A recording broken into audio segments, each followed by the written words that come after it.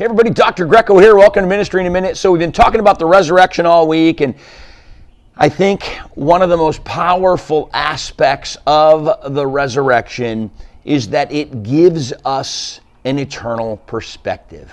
We've been moving through 1 Corinthians 15. At the end of 1 Corinthians 15, verse 24, Paul says this to the Corinthians: "Then the end will come when he hands over the kingdom to God the Father after he has destroyed all dominion, authority, and power."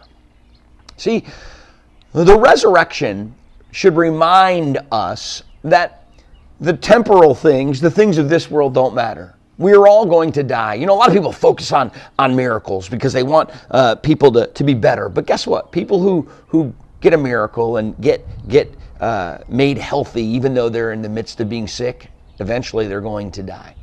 And Paul says, remember that once the death happened, that's when the newness came.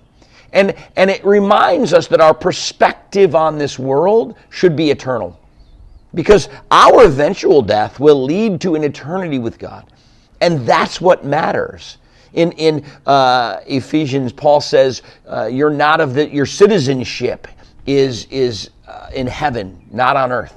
And in John, he says, we are not of this world. We don't belong here.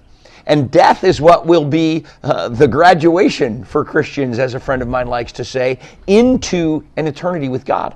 And so because of that, because of the resurrection of Jesus, we have an eternal perspective on what goes on around us, on what goes on in our lives, and on what we're trying to accomplish for the kingdom.